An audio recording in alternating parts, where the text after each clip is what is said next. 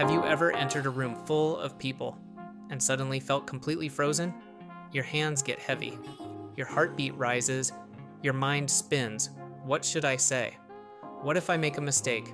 You glance around and see others chatting confidently, laughing, sharing stories, and you feel out of place. That tightness in your chest isn't weakness. It's your brain protecting you, keeping you alert.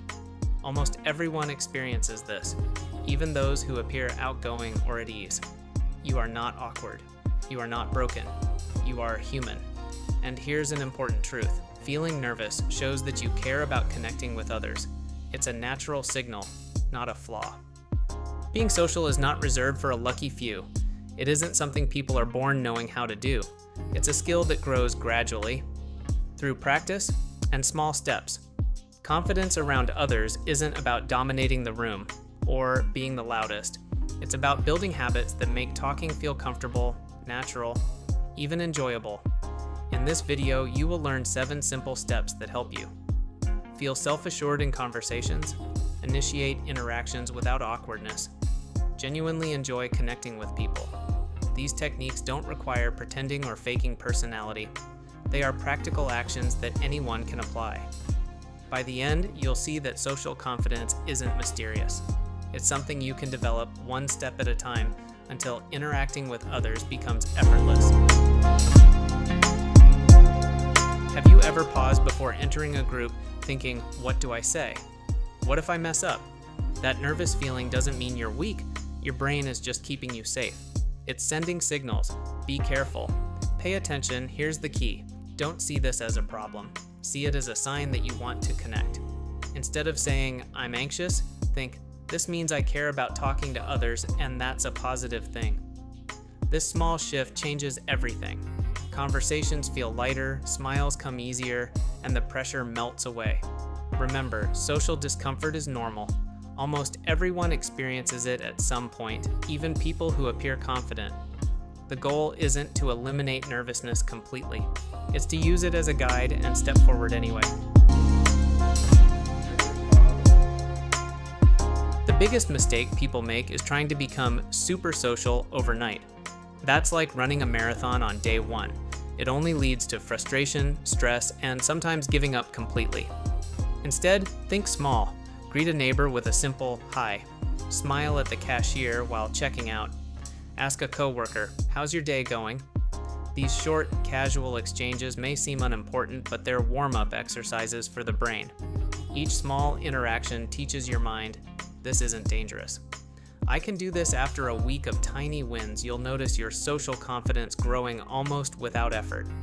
Suddenly, starting conversations won't feel like a big deal.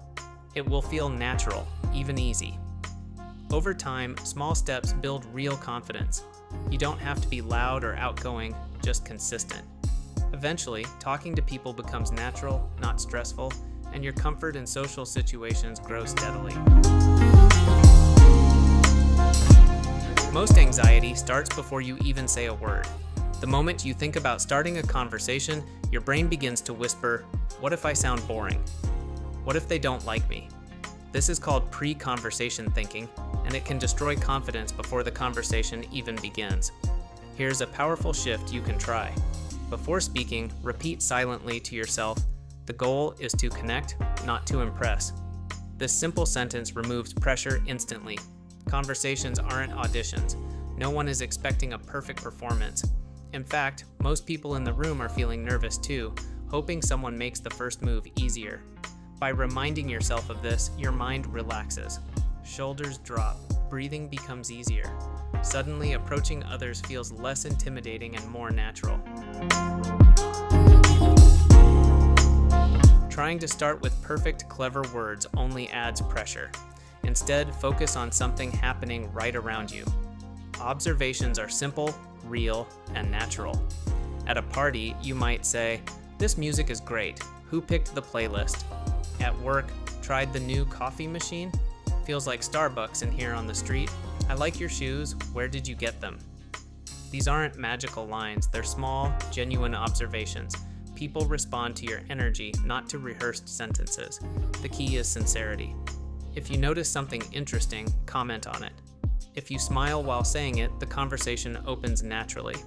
By using real observations instead of trying to be clever, interactions become smoother, lighter, and more enjoyable for both you and the other person.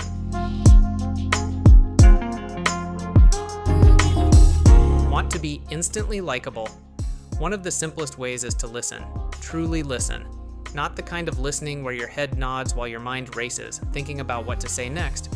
I mean real listening, full attention, focused on the other person. For example, if someone says, "I'm from Boston, don't just move on," ask a follow-up. "Boston? Nice. What's your favorite thing there?"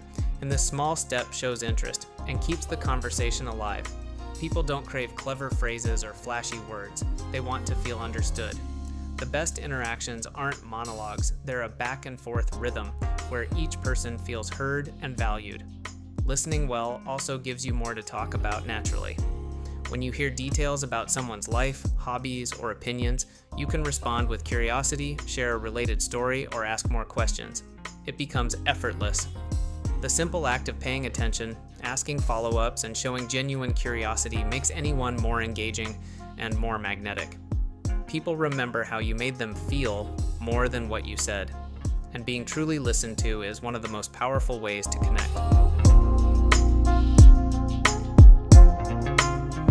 When you start feeling nervous, your mind usually jumps to, "What if they don't like me?" That thought creates stress, tension, and self-doubt. It makes conversations feel like a test you might fail. Here's a simple way to change that. Instead of asking, "Will they like me?" ask yourself, "What can I learn about this person?" This tiny shift in thinking makes a huge difference. Suddenly, you're not worried about impressing anyone, you're interested in discovering something new. You become curious. For example, if someone mentions their job, instead of panicking, you can ask, "Oh, that sounds interesting. How did you get into that?" Or if they talk about a hobby, "I've never tried that. How did you start?" Being genuinely curious turns conversations into a two-way adventure. Every interaction becomes an opportunity to understand someone better, not a performance to pass. The best part, people love when others show real interest in them. Curiosity is magnetic. The more you ask, listen, and explore, the more engaging and likable you appear. By flipping fear into curiosity, nervousness becomes energy, and conversations start to feel fun instead of stressful. Here's something many people forget. When we interact, people rarely remember the exact words we said. What really sticks is the feeling we leave behind. That's why bringing positive energy matters. It doesn't have to be complicated. A genuine smile, a friendly tone, and relaxed body language go a long way. Even a simple, "Hey, how's it going?" can feel warm and welcoming if you deliver it with sincerity. Positive energy is contagious. When someone feels good around you, they naturally want to be near you, talk to you, and share more. It makes interactions smoother, lighter, and more enjoyable. For example, imagine meeting a new coworker. If you smile, keep an open posture, and sound genuinely interested, that person will feel comfortable and likely open up. On the other hand, stiff or distracted behavior can make people close off, even if your words are polite. The key is to focus on how you make others feel, not just what you say. When your energy is kind, approachable, and positive, conversations flow naturally, connections deepen, and you become someone people enjoy being around.